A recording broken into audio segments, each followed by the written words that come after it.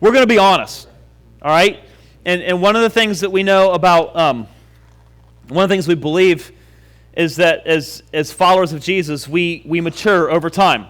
So if we say an answer that you don't like today, come back next year, right?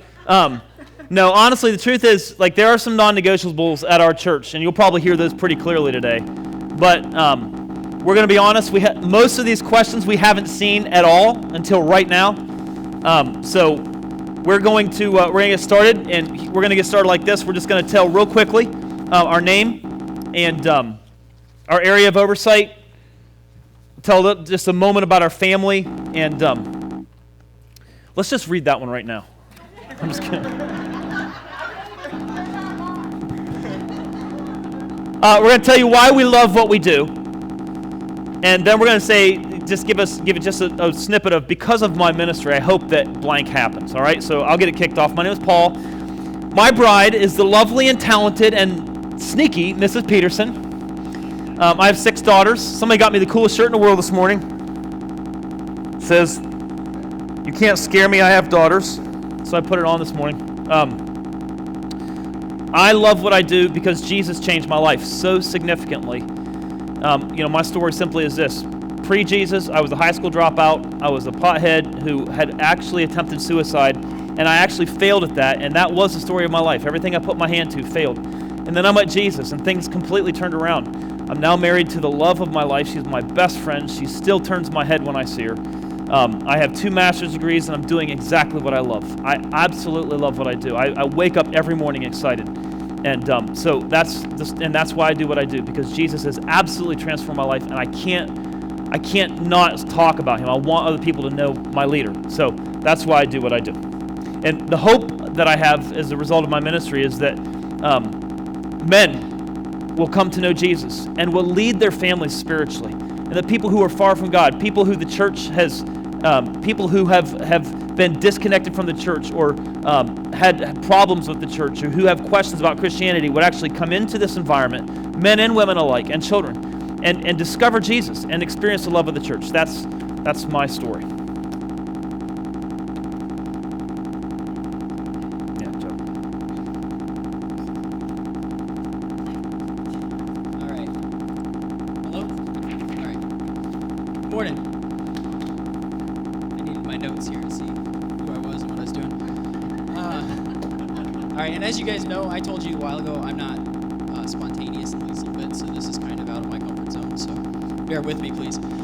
My name, I can handle that one. I'm Joe. I'm the executive pastor here at Church 180. I'm married to Aislinn Call. She plays the piano most Sundays, and we have just celebrated our 16th wedding anniversary, and we're very happy to be here at Church 180. We have 3 kids. Joey Call, who is 14 and going in 10th grade. 15, going into, just had a birthday, I'm sorry. I'm sorry, bud. See, I told you the spontaneous stuff. Alyssa and Olivia. Alyssa's going into the 7th grade, and Olivia's going to be a 3rd grader. So we keep ourselves pretty busy at home. No ages.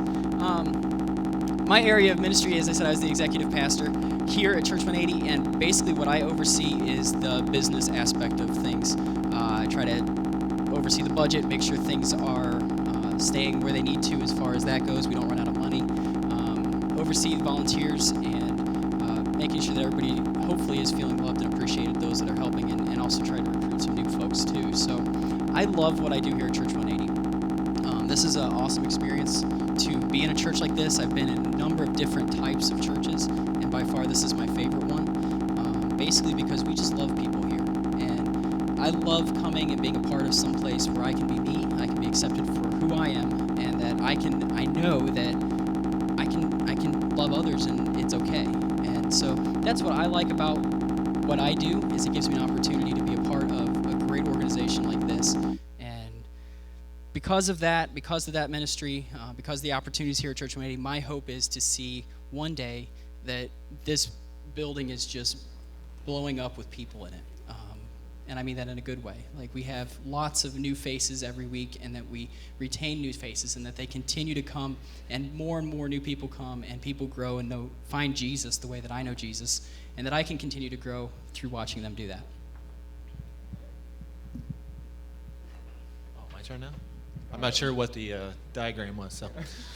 A circle. It's kind of like a circle. Okay. Yeah. You have to bear with me. I'm a little shy, so I'll try and get through this. My name's Chris. I am, along with my wife, we are over Shantae. We are over the family ministry, Family 180. We have 2 kids, Jeremiah and Sierra. One just turned 10 and one just turned 9. So we have a double-digit kid. So those of you who have those out there, you understand what we're going through. Why I love what I do. I'm a huge kid person. I love kids, love being around kids, love playing with them, hanging out with them. That's just a passion that God's given me, and I enjoy it. So, getting to do that every Sunday, getting to build teams and sharing that passion with them and seeing them, want to hang out with kids, want to love on kids on Sundays. It's pretty cool too. That's why we do what we do. Because of my ministry, I hope that it's our hope that we would see families go on a spiritual journey together. Not one going at one pace, one going another, but whether they're preschool, nursery, and elementary school, the families would go on that spiritual journey together. We want to take what we do on Sundays, and we want to have that in the home from Sunday to Sunday, Monday, Tuesday, Wednesday, Thursday, Friday, Saturday. That's our goal. That's what we want to see happen is that spiritual journey happen throughout the week. We want the families to go on it together. So hopefully I haven't missed anything. This feels normal to me. Not being put on the spot. I'm actually used to being put on the spot because I am the Area 51 youth minister here. So if you don't know anything about teens, they don't mind putting you on the spot about any type of question under the sun. And believe me, there's some interesting questions. But my name's Paul the Hoove. Clearly, it's on my birth certificate. I have one spouse. She's my boss. She is a nurse, and that's why most of you do not see her on Sundays, because she's saving lives in the heart unit. Other than that, we have no kids other than our dog, which basically is our kid. And why do we love what we do? Or why do I love what I do? I love what I do because of the Sunday, whenever we were here for Easter Sunday, getting to see these kids involved in God, ones who are just now discovering God, who God is. They ask some, like I said, some deep questions about God, who he is, but getting to baptize, getting to wash them in the blood of God, getting to bring them closer. That's the reason, that's why we're here on this earth, to bring people to Jesus. So being able to worship to these kids and have where they want to come here. Last Sunday, a couple Sundays ago, I had most of the kids raise their hand who do not even go to this church, and over half of them, they don't even come to this church. They're from our community. So it's really awesome to see, and my main goal that I hope to accomplish is getting these kids in our community, but getting them to bring their parents to church because they enjoy it so much here and what we believe in. So that's kind of what I'm about. So just real quick, one of the things we talk about a lot is creating an environment where men would want to come and worship God, because I'm a huge fan of ladies. I have a bride and 6 daughters, so I'm a huge fan of ladies, but I think the best gift the church can give to a lady is a man who knows and loves God and knows how to treat a lady. And so one of the cool things that's consistently happening in Paul's youth group is, like the couple weeks ago, you were telling me you had like 20 kids, and how many of them were guys? 17 or 18 guys.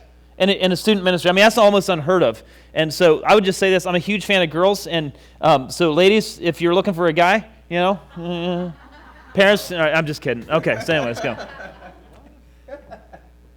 Student ministry, man. Like older girls. Ministry, David. Like, go, just go. Are you done? Yeah. Okay. My name is Mike Dela Cruz. My wife is Summer Chase Dela Cruz, and she's... Can you stand up, honey? But she's not here, but I would love for her to stand up.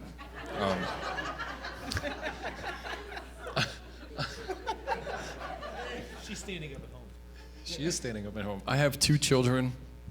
I have a 6-year-old Madden and my 1-year-old Cadence.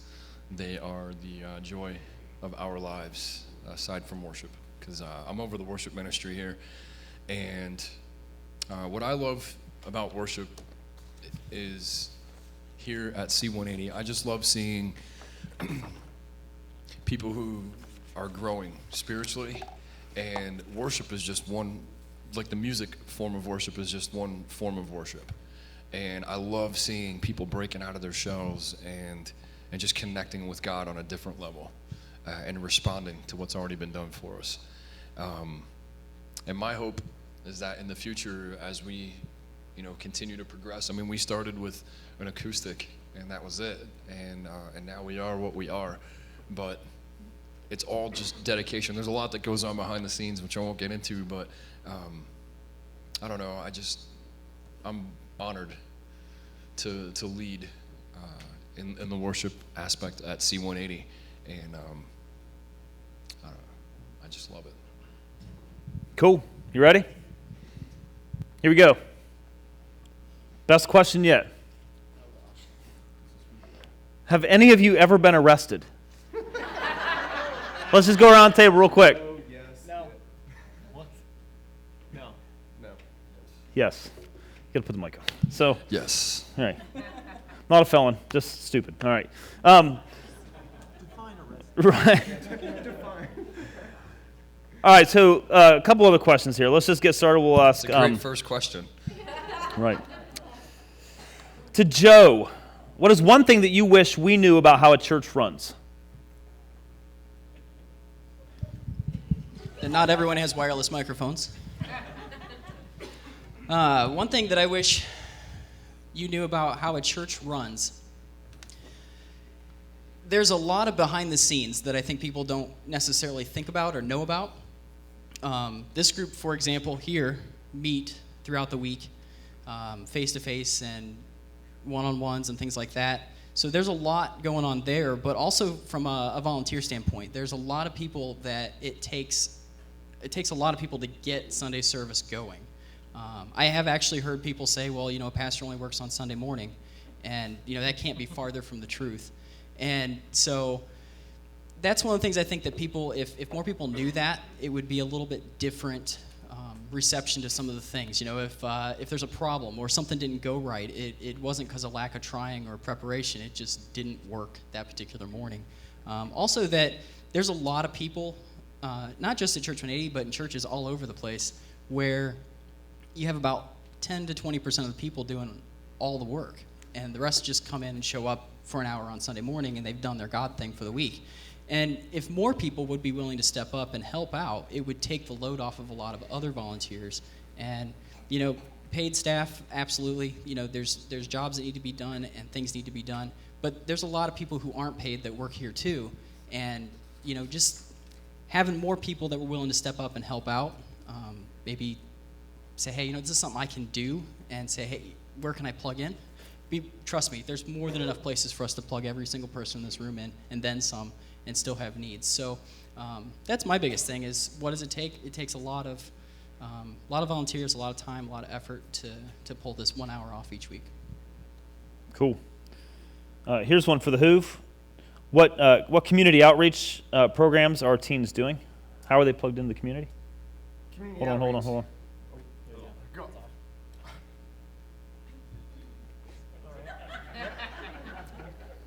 I got it.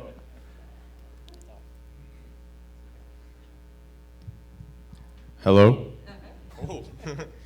All right. So community outreach. When it comes to initiating community outreach, it depends on how you look at it in the aspect of community outreach. My community outreach is bringing the kids in this community, and there's different methods of doing it. Mine's mostly word of mouth, bringing friends, because sometimes the easiest way is just giving these kids a place that they want to be, somewhere they want to be, not somewhere they're made to be. So creating an environment at my youth group is my number one priority, for them to have an environment where it's Christian-based, that is a lot of fun. Usually ends up we sweat all over the place because we're playing dodgeball or something, but that's the point of it. It's not always about the preaching, the Bible. It's about creating an environment that is Christian, but they'll watch you as a youth pastor to grow. Most youth groups that I went to, I grew up my whole life in youth groups. It was about, all we did was lessons. And that was it. But I want these kids to build relationships and friendships with other Christians in the youth group. So that's how you build each other up. We didn't have that chance to mingle and to be able to build relationships with kids. We just came there. They shoved Jesus down our throat during youth, during church.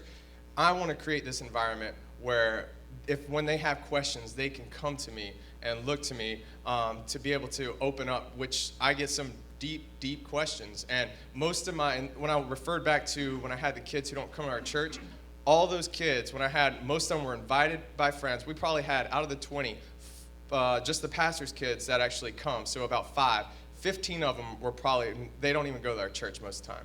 They're from our community. They're bringing their friends. One of them has brought 4 friends, and all 5 are coming right now on a steady basis. So my community outreach is word of mouth. When I see that's not working, then we replan, we redo something else to continue to grow. But we're growing at a steady pace. We started off with maybe 6 in our youth group, and on average, if we have everyone come that's supposed to come when they're not, we would have 32.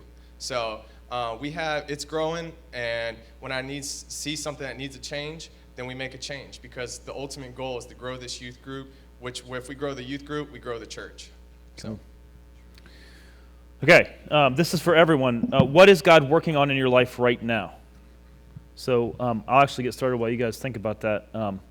For me right now, God is pressing in on this idea of just paying attention to the details, because I've just kind of cruised through life and missed a lot of little details, and all of a sudden I'm realizing like God is in the details. There's a verse in 2 Corinthians chapter 6, verse 4, and from the version of the Message, it says that our ministry for God is validated or not in the details.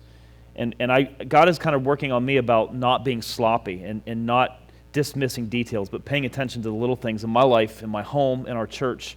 And so that's a big stretch for me right now. So, anybody else? Since I have the mic, I'll just throw it out. What he's working on in my life is the balance: work life, home life, and church life. Just because we get so busy, so wrapped up, it's making an equal balance between them all and having enough time to be able to give it to all of those. So it's something I pray about every day, just to know, how much time to give here, how much to be able to give it the appropriate amount of time, so we can, worship and control the home life and, work life. Cool. You stole my answer. No, that really is what God's dealing with me and working with me on, is balance as well too, because I'm a worker. I just get down, put my head down, and just start working.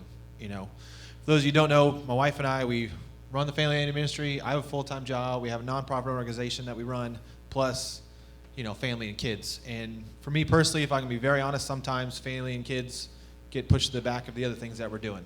And that's not the way it's supposed to be. So finding balance between, where does family stop, where does kids stop, where does the nonprofit stop, where does family stop, and how do those intertwine, where do they work together, where do they separately? So trying to find that balance, because of course my first ministry is to my wife and my kids, and that's where I need to, be at, and then of course everything else, falls in after that. So really for me, it's the balance of finding those things, and seeing when things are out of balance and being able to course correct, and make things right.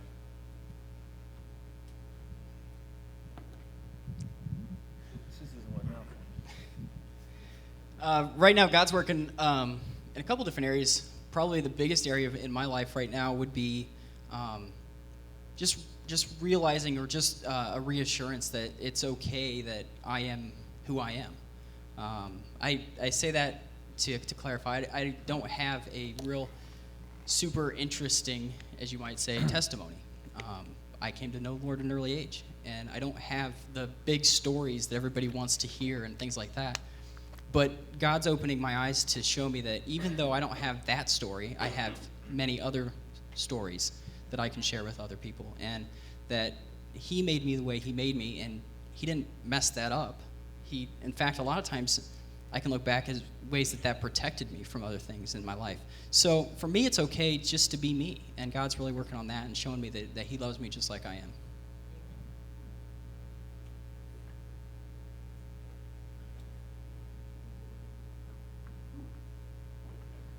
I would say patience. Let me repeat that so it's recorded. I would say patience is probably one of the biggest things that I think God is working on in my life. And because when I see things, I want it now. I want it complete now. There you go, Ed. And especially when it comes to this position here, it's like, you hear a new song and you kind of want to, you chop it up and you just want it perfected right now. And we're dealing with families up here, so a lot of times they don't have the time to put in,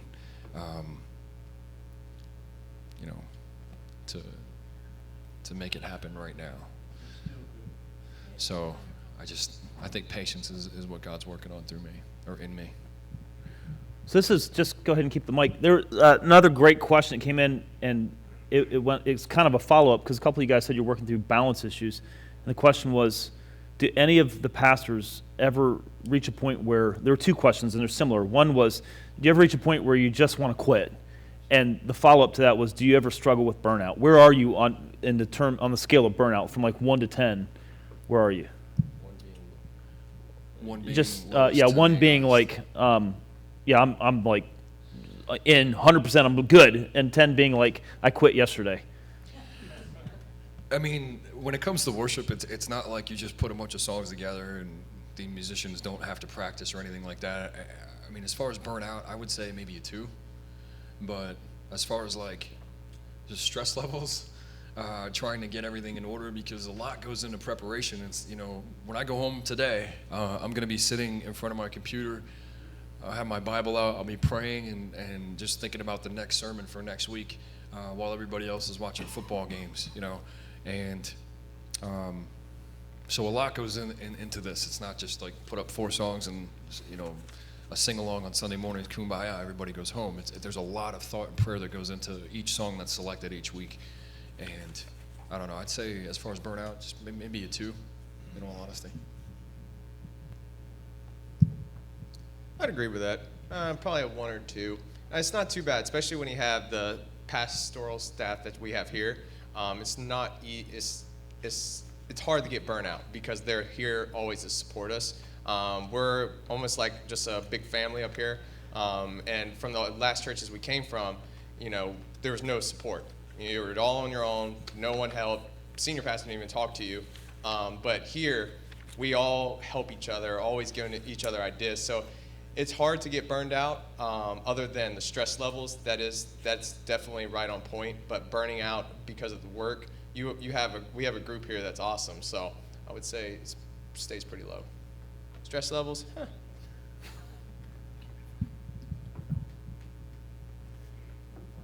idea. I would say my burnout level is probably at about a 5. If you ask my family, they're probably at about an 8. Just because, like I said, I go and go and go and go and go, and I'm trying to work on that. So, yeah, I'd say I'm probably about a 5, trying to way too many irons in the fire sometimes, and trying to keep everybody happy, keep going, but keep moving forward kind of deal. So, if I was going to be very honest, I'm probably at about a 5.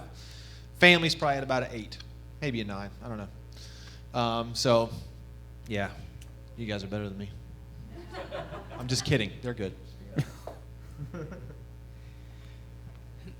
I have been at a burnout level, not here at Church 180, to the point where I just didn't even want to go to church anymore, just because of the amount of work and battle it would be to get through the day. But here, I honestly can say that I haven't felt that. I'm probably at a 1, maybe a 2, and that's pushing it on a bad day. But I think primarily a lot of that goes back to Pastor Paul, and he keeps a close watch on us and is constantly asking, hey, where are you at with things? How are things going? Do I need to take something off your plate so that you can focus on this better? And so I greatly appreciate that. It's a breath of fresh air, knowing that the senior pastor is looking out for us as well, not just saying, okay, Joe's got that. Nobody's going to help him. He's going to get it done. That's what I think causes the burnout.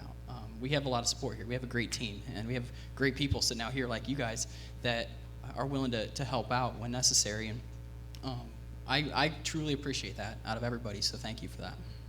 Yeah, I'm probably at the best place I've ever been. I just told Sherry the other day, I said, I just turned 40, but I feel like I've just hit my rhythm. Like I'm at the best place I've ever been, spiritually, physically, emotionally, mentally.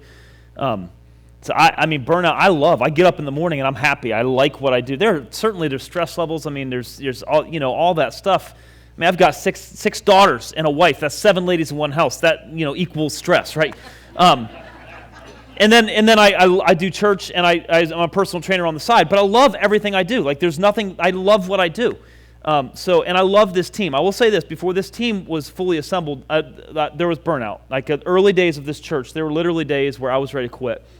But at this point in the game, like I'm happy and fully engaged and excited about the future. So burnout, no, I'm not. I'm tired sometimes, but not ever. I mean, I just don't ever feel like I'm going to quit. I just can't. I'm excited. I can't wait. So let's get into some questions. If my teenager comes to you with a serious problem, suicide, pregnancy, drugs, how would you deal with it? And is there any advice for the parent dealing with it? I'm going to toss this to the Hoove. To be honest with you, sounded like I was on.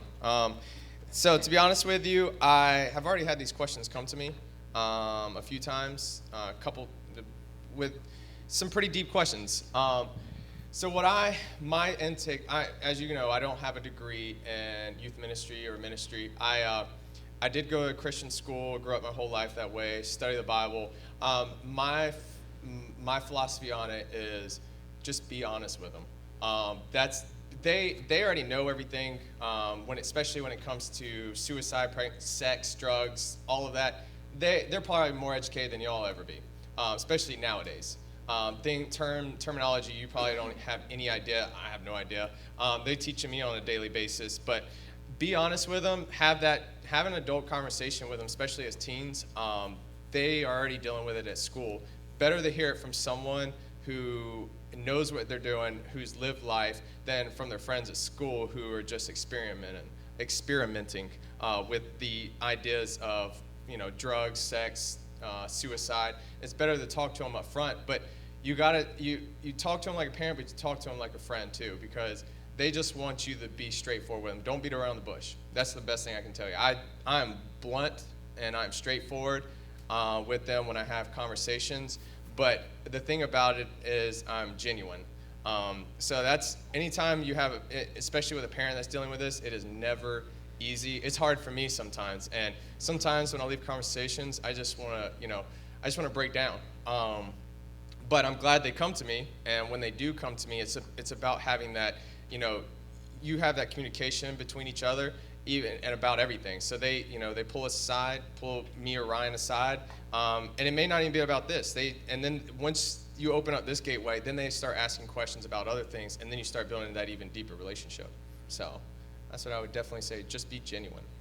I would just say too, as a parent, that Sherry and I are reading a lot of books. There's books, there's websites, there's blogs. There is no shortage of information out there. If you have questions, there are resources, and so be a reader and pick up resources, or talk to people who have kids, who you want your kids to be like, and we've done a lot of that as well. So, yeah. How about this?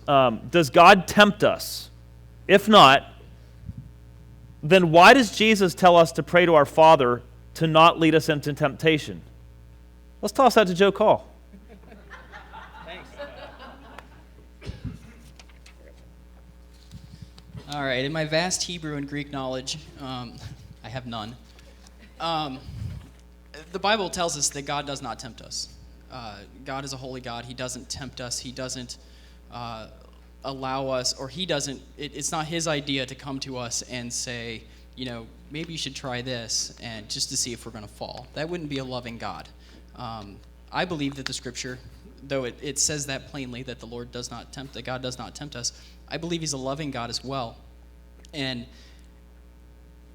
my take on this, and I told you I'm not spontaneous, would be that Jesus does say that, lead us not into temptation.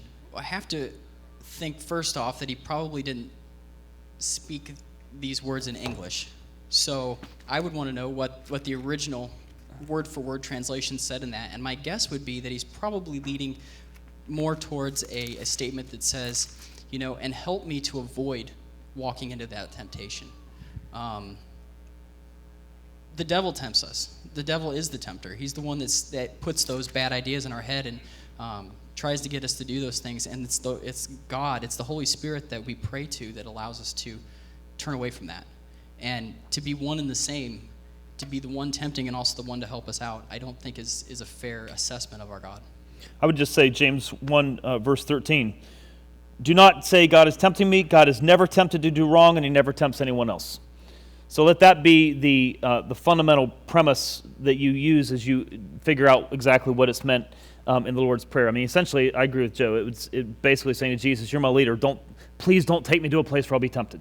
The Bible says God doesn't tempt us, and we're simply saying, hey, don't take me to a place where I'll be tempted. Like I can't go to an environment where if you're an alcoholic, God, please help me to avoid those places where I might have a tendency to get drunk, or help me to avoid those places where I might have a tendency to misspend money.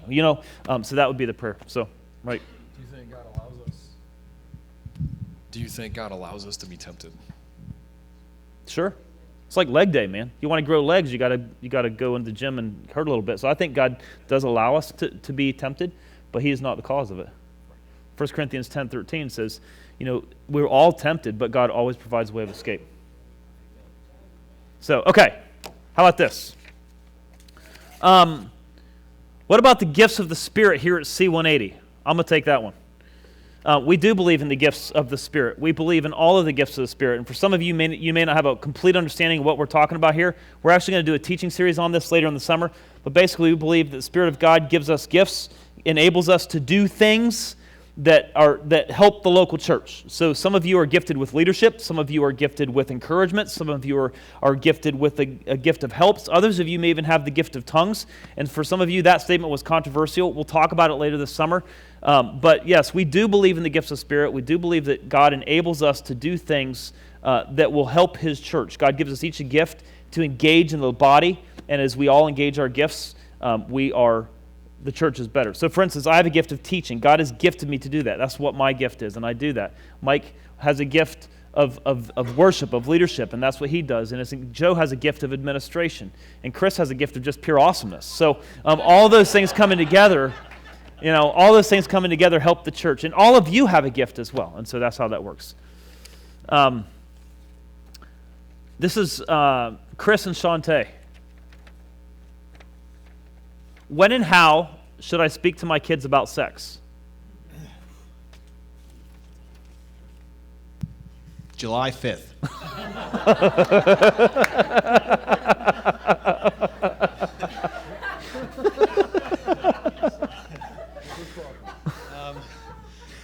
Yeah, that's a tough one. There is really no set time for you to talk to your kids, age, date, whatever. It's going to be dependent on a couple different things, in my opinion.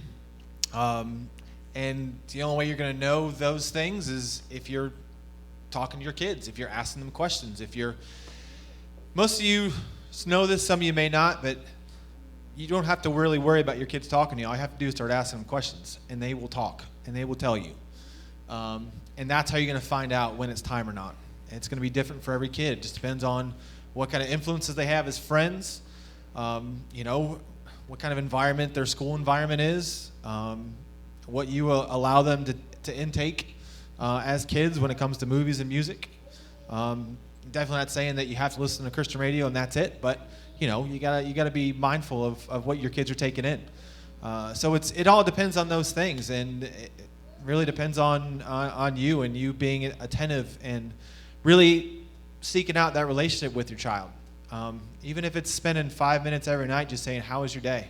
Of course, you tell them that your kids are going to try and talk for 20 or 30 to try and stay up, but it's okay. Just 5 minutes in each day, and you will find out all you need to know about when it's going to be time to have that talk and have that conversation. So no, it's not July 5th, but you got to do some work. You got to put in the work to build that relationship, and you will know. I'd like to jump in on that too, and I would just say be proactive rather than reactive. In other words, say it before the school says it or their friends say it. Like, you be the one to shape how they understand sex. Otherwise, and I'm telling you this right now, the average kid has viewed pornography by 11. If you think your kid hasn't, you're fooled, okay? And I'm not talking like Victoria's Secret magazine. I'm talking about like graphic sex. Sherry and I are reading a book about The Talk right now. We've recently had The Talk with a couple of our children, and it's amazing. And especially going into middle school, if you think these kids are sexually naive, you're naive. Right? They're having, like, sexual activity in the middle school bathrooms is off the chart. Don't be fooled. I mean, we're talking, like, oral sex. We're talking, like, actual sex. It's amazing what's happening to middle school kids. And the stuff they know and the stuff they see is not like what we saw when we were kids. They have access to the internet. You know what you get on the internet? Pornography. It's unbelievable. So parents, we have to be proactive. And I would just encourage you to be the one to initiate, like, and you'll know. They'll start talking. They'll start wondering. Be proactive as opposed to being reactive. You understand? I mean, you know the difference. So I would just encourage you to do that on July 5th as well. That's what I meant to say.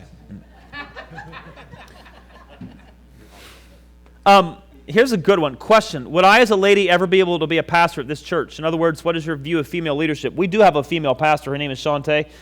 She just couldn't be here today because she had a prior obligation that took her out of the day. But we do have a female pastor, and we think that there's plenty of biblical precedent for women in leadership. Now, again, that may not be a tremendously popular view, particularly here in the Bible Belt, but we embrace that.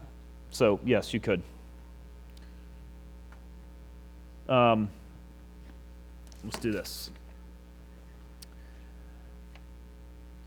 Why don't we have crayons in big church? I don't even...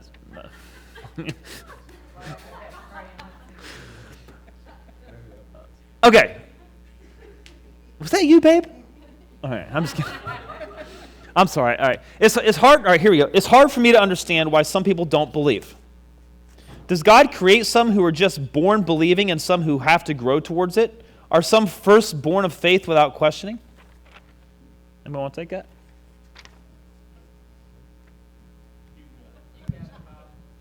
I'll go. I have the microphone.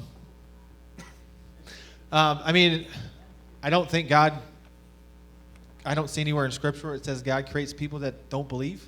I think there's a lot of things internally that are going on in people's lives that we just don't see, whether it be emotional hurt, things that have happened in their past from either their parents or friends or what. There's just a lot of things that affect people and affect the way they view God. And that causes them to, even though the evidence is there, they just don't see it, or they just are choosing not to believe it. Not that they don't want to, they're just choosing not to. That's my view on it. I think that a lot of people's decisions not to, I think it's a decision to believe or not to believe. I don't think that, like Chris was saying, I don't think that there's a person God made that he does not want to love him and serve him and believe in him. But it goes back to a conversation that I was reading on Facebook, and I think Pastor Paul put it up there. But some people come to know Jesus and come to have a relationship with God because they know a Christian. And some people don't want anything to do with God because they know a Christian. So I would say that it's not so much that we aren't wired to want to believe, but because of the example that we set out in the community, saying, yeah, I'm a believer, but then I'm going to go do this, that makes people say, I don't really want anything to do with that. And so it discredits the God of the Bible, what he's saying in there, because of the way we act. A lot of people don't read the Bible. Let's be honest. There's a lot of Christians out there who haven't read the Bible, or don't partake in it on a regular basis. And if you're just going on what I've heard in Sunday school or what I've been told here by my grandmother or whatever, and then I see these people who say, I'm going to live this life, it's going to make it really, really, really hard for somebody to believe. So I say we go back to the basics of love God and love each other. And then people will see that God that really is in the Bible, right, and hopefully want to believe in him.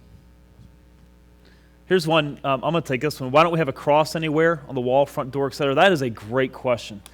And it's actually on purpose.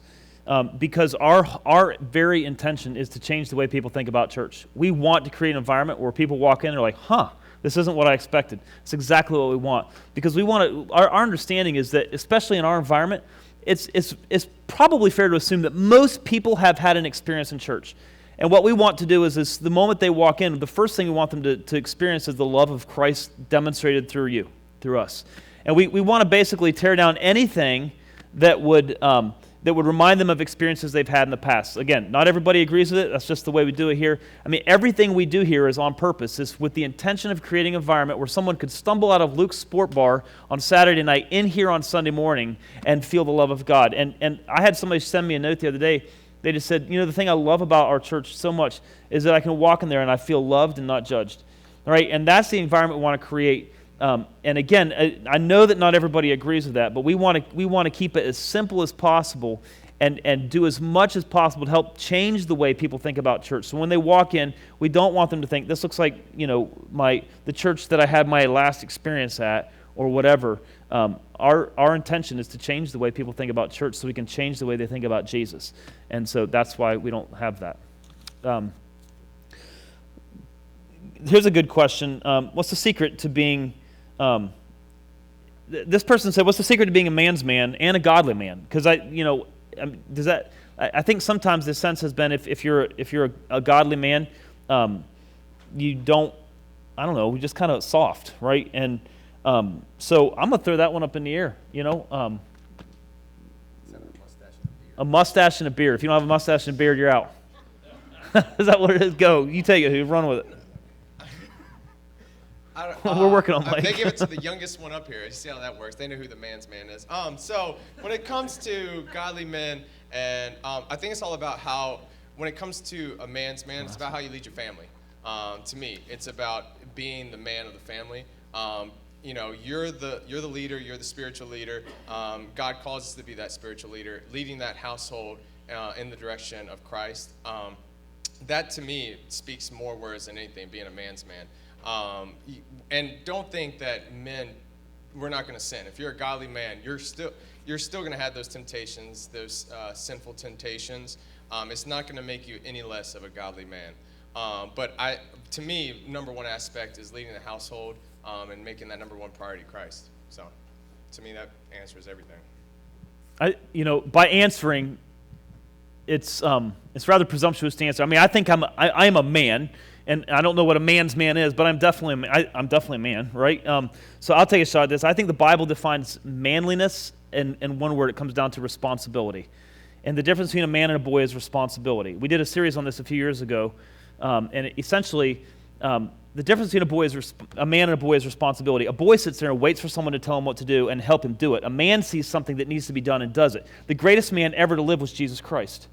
He came into this world, he saw something that needed to be done, he addressed it thoroughly, and he was, he took care of the problem. He was a man. And I think in our culture particularly, we have a problem with a lot of boys who shave. Make sense? We've got boys who are married. We've got boys who can drive. I think the essence of manhood, particularly a man of God, is a man who sees a problem and steps up to address it and take it on with godlike characteristics. And I think sometimes too a man's man can almost be, if we're not careful, we can see a man's man as that guy who beats everything. He beats every problem. That's not necessarily a man's man, right? Sometimes that's the weak way out. Sometimes the strong way out is to patiently and lovingly guide and kindly correct, right? And so I just think the greatest man's man ever was Jesus. Like he figured it out. And the essence of manhood, as I understand it scripturally, is responsibility. You see something to be done and you do it. You don't wait for your mom or your wife to tell you to get about it, all right? Unless it's, folding clothes or something like that. I don't know if that counts. Mike's got a question. This one reads, in 2015, how does God reveal himself? Dreams, visions, how? I would say God never changes. God never changed. I think technology changed, but I think God will reveal himself however he wants to, whether it be through confirmation, whether it be from a direct hearing from his voice. But it goes back to the question is, do you know God's voice? Do you know how to listen for God? Do you know how he's revealing himself to you? And the more you spend time in the Word and prayer, the easier it is to recognize and acknowledge his voice. And he may be speaking clear as day to some of you, and It could be through Facebook. Like I said, technology has changed. It could be through any way. Do you guys agree? Yeah, anything. Cool. Chris has a question. You want me to read that one? Yeah, read that one. That's a good one. Where did C-180 find such good-looking and handsome musicians? It's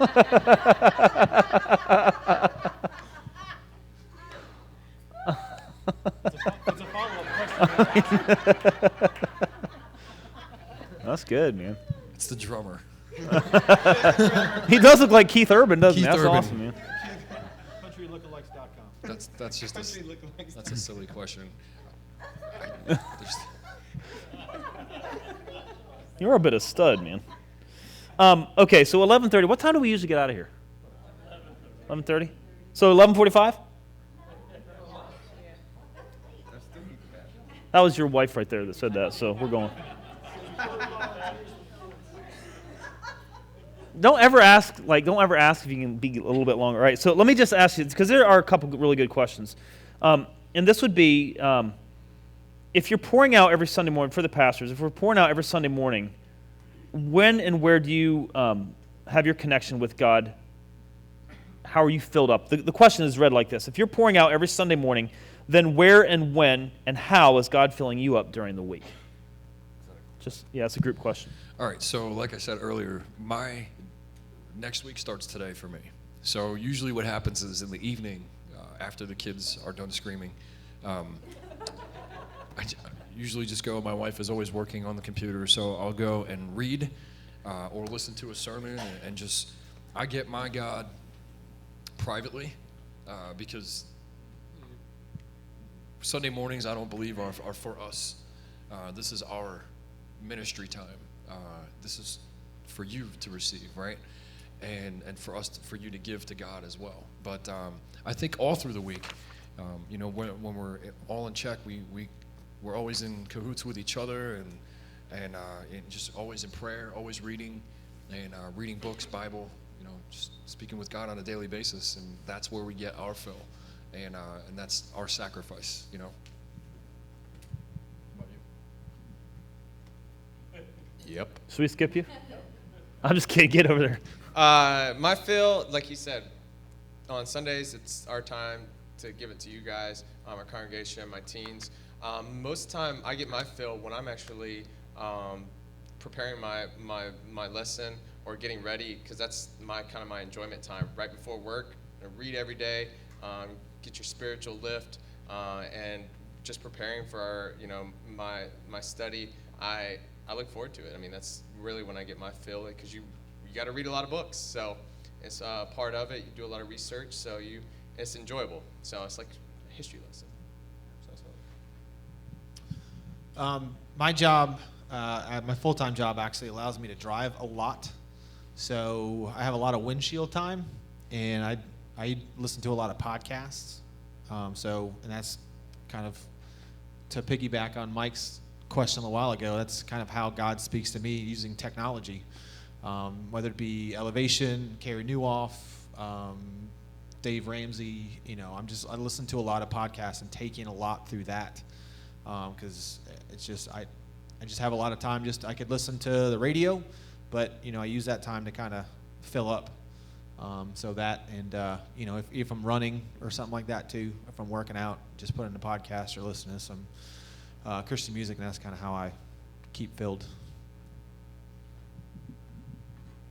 I try to read my Bible in the mornings before work, or if I can't do that, I'll try to do it during my lunch hour.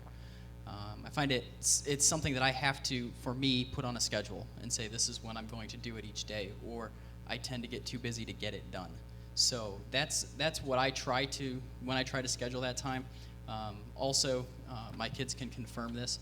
I do listen to a lot of sermons and things like that on the radio as I'm driving various places, and really enjoy listening to other ministers' take on the word, and then kind of wrestle with that a little bit and figure out what my thought is on it based on what the scripture says. I'm not a firm believer in you just take somebody else's word for it. but you research it and you read it and you know it yourself. But that's what I do. Throughout the week, I try to stay in the Bible, at least either before work or during the lunch hour. Yeah, I do the same thing. I just incorporate reading time into my life, always making sure I put my, open up my Bible. And some people are like, and I used to be like this too, like, well, I don't want, it just feels like a checklist. It just feels like a routine, and I don't want to make that. Well, guess what? Brushing your teeth is a routine that you need to do, right? So not all routines are bad, right? Getting up and washing your face in the morning so you don't go out with eye boogers on your face, right? That's a good routine. You should embrace that. And so to me, like reading the Bible, there are definitely days where I get up and like I read it, I'm like, oh, God, that was like, yeah, But it's just good to incorporate like God's words into your life, and so I do that. I really love Proverbs. I hang out in Proverbs a lot, and then I'll read. Like we're getting ready this summer to do a series through Galatians, so I'll read through Galatians frequently, and I find that to be just an important discipline. It's like going to the gym. It's like hugging my wife. It's like brushing my teeth. It's an important discipline that should be done on a regular basis. The other thing I do is I just pray with Sherry every night before we go to bed. Sometimes it's just a simple prayer, but it keeps me humble, And I know if I've been a jerk that day, it's really hard to hold her in my arms and pray lovingly. But it's an important discipline, and I don't know. I encourage guys to do that with their wives. Just hold her in your arms and just thank God for her and breathe a prayer over your home and your children and your family. Let me see here. There's so many questions. Chris and Shantae, I'm going to look at that one. And then let me ask this one. If this is for everybody, if you could get the whole congregation, this whole group of people right here, all right, this is for all of us, to start one habit, what would it be? One habit, what would it be? Mine would be just to read. I hear people say all the time, well, I don't like to read. Well, there's you can get like the Bible read to you. You can get books read to you. There's podcasts. These guys listen to it. I'd listen to podcasts as well.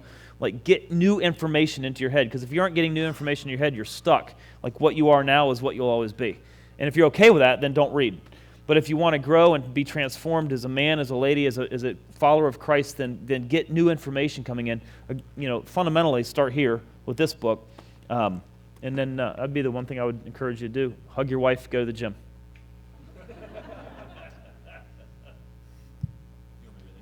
No, let's do the one thing. I guess my one thing would be have a consistent prayer life. I can't tell you how many times I can watch in my own life where my prayer life's up, doing well, and praying frequently, and staying in tune with God, and things tend to go a little bit better for me. And then I can also point back to times in my life where I've let that slip, and life has started to slip as well. So I think that there's a direct correlation there. So, obviously reading your Bible, but praying and talking with God is important. What was the question? If you I was could reading this, sorry. That's all right. If you could encourage the whole church to embrace one habit, what would it be? Just one? Well, 2 or 3. One. No, just one. If you're married, pray together. Huge. I know in our marriage, when we're praying together, when we're reading together, that's when we're in tune, and that's when we're moving forward. It seems like when we don't do that, we start doing this, and then we have to reconnect. And so if you're married, read, and I'll throw in pray together. But yeah, do it together. It's the best thing you'll ever do. Trust me. Well, something different. I would say one thing that you could do is serve others. Keeps you humble. It teaches you a lot about yourself. It gives back to the community. Definitely serving, especially serving church. Not even the church. You serve outside the church. Some serve by works. Some serve by giving. Some serve by other means. But I would definitely say serving. It's a great and rewarding feeling because we do it all the time. So I would say challenge yourselves. If you have extra 30 minutes to an hour, if there's a lot of sports games on, just turn it off for a minute. Pull up YouTube. Everybody know how to get to YouTube, right? Some of the sermons that I watched during the week, I would watch Stephen Furtick. I listened to actually some of the podcasts on the Church 180 page. Francis Chan is another one that I listen to a lot. Andy Stanley. And actually, I got to say this, my brother-in-law, Sam Masteller, just the way that they bring the word, it's that hour goes by so fast. And especially like Stephen Furtick, when you listen to a message of his, just type in YouTube, Stephen Furtick, Francis Chan, whoever, and you'll see a whole list of sermons. Just, at night when it's just peaceful, just put some headphones on, just listen to the sermon. It will help you throughout the week. So you're not waiting from Sunday to Sunday. If you're not reading your Bible, that's kind of what you're doing. But my encouragement, my challenge to you would be to just watch a sermon, throughout the week. Some of them are 30 minutes, some of them are an hour. But it's totally worth it. You will get something out of it if you apply it. Yeah, it's good. Let's do 2 more questions. All right. This is for Joe. If it's how close to zero has our budget ever gotten? And sometimes I wonder if we're running on fumes.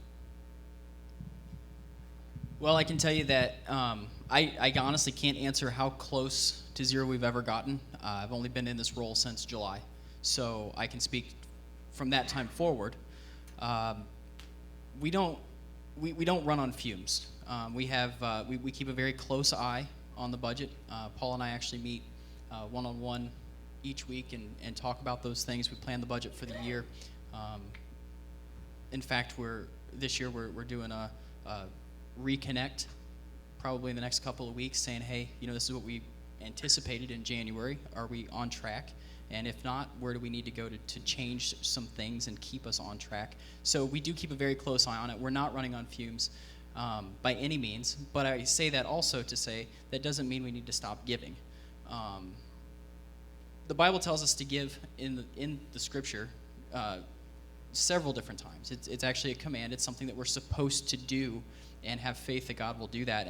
And what we try to do here at Church 180 is let everybody know where our money's going and what we're doing with it. And another thing, maybe you don't know this, but we're also faithful in the fact that we give back a portion of that giving back to the general church as well. That's required of us as a denomination. So the gifts are extremely important. That's what keeps us going. We don't sell T-shirts to make profits and things like that. We have basically a faith that God's going to provide for us. But within that, we also keep a good tally of where things are at, what's going on, and if we need to cut something back, we do it. One of the things that drew me to Church 180, among all the other fun things here and the love and the acceptance and everything else, was the fact that one of the first Wednesday Night Lives that I came to, Pastor Paul stood up and said, hey, you know what, we are close to where this is an uncomfortable number. And I wasn't in the role, so I didn't know what that number was. But if giving doesn't increase, we're going to have to take some drastic measures. Thankfully, giving increased, and we didn't take those drastic measures. But what I enjoyed about that was the fact that he came to the church before it was a problem and said, this is the concern. And that's one of the things I can tell you that we will do as a team here, is if we do get to a point where we're uncomfortable and things are starting to look like they're going down a bad path, we will let everyone know, and we'll pray about it, and we'll work through this together and try and increase what we need to increase or decrease what we need to decrease to make it work. But we'll be open and transparent with you about things like that, and I can tell you right now, rest assured we're in a good place, but not so good that you don't need to keep giving. So if you could continue that each week, we'd appreciate it. What's interesting too is we go into summertime, obviously people go away, vacation, is attendance drops, so giving drops. So online giving actually becomes important. I think about 34% of our giving right now comes through our online, which is an interesting fact, And I know Sherry and I give online, which is kind of important for us because we do all of our other bills through online giving. One more question: what's the meaning of Church 180, and what denomination would you say we are? The meaning of Church 180 is simply like this. We just think when we meet Jesus, when we make connection with Jesus, our lives do a 180. Like he actually begins to turn our lives around. We see transformation and changes, and that's why we called it that. We are connected to the Free Methodist Church, which is a large organization. Basically, our connection there gives us accountability on multiple levels. Financial accountability, we are accountable to a larger organization for our finances. Theological accountability, right? So we're not just coming up with a bunch of new ideas and just tossing them out there. And finally, it gives us an infrastructure in which it gives us access to, like for instance, if we want to do some kind of social justice in the world, the Free Methodist Church already has institutions in place that would allow us to do things like get involved with the freeing of sex slaves, right? To get involved with helping foreign countries, third world countries, restore their economy, etc. So we're connected to them. We don't wear that on our sleeve. We really don't wear denomination on our sleeve. And the reason is because as soon as you say what denomination you're a part of, people want to have that conversation. And in my mind, it's not important because denominations don't save you. Jesus does.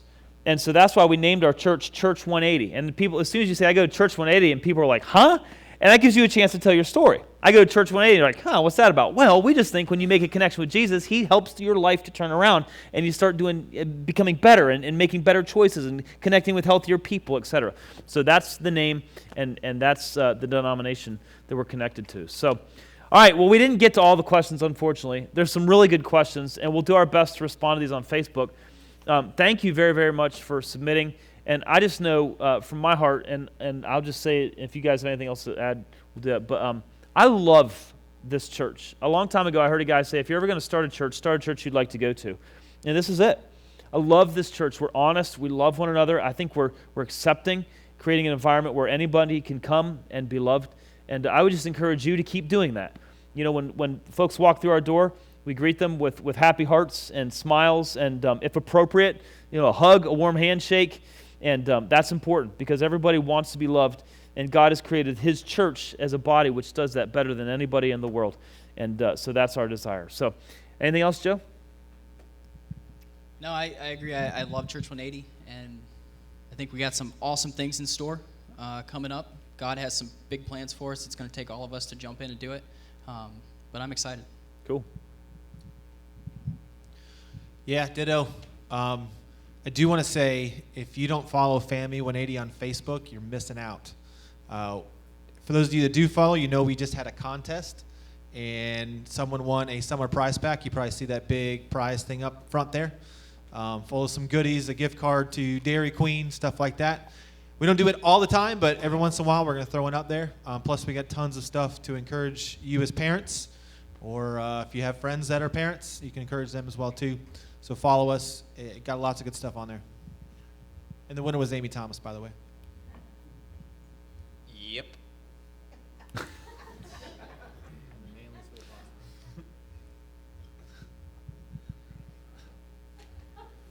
Sorry, I just got a crazy question. I would say, do you guys love this church as well? Is this the place that you would want your friends and family to come to? Right? And I would say, there's so many new people that are coming into this church week in and week out. And I just think it's awesome that we all understand that we're all sinners. We all fall short every single day. But when we come under this roof on a Sunday morning, we can all congregate together and we can all worship the same God. And that's the whole goal of this, is to build healthy relationships. And I think it's awesome that this church exists. Cool. Well, guys, let's pray, and then we might still be able to beat the Baptist to Moe's. Whoa. Hold on. Wait a minute. The lovely and talented has requested a... I just wanted to take a moment and see if we could pray over these men. I've asked Jim if he would come forward. And if you guys could do what you did, maybe come forward and just surround them. They have quite a task here to lead people to Jesus. And if we could just support them and kind of put our hands out and ask God to bless them, that would be wonderful.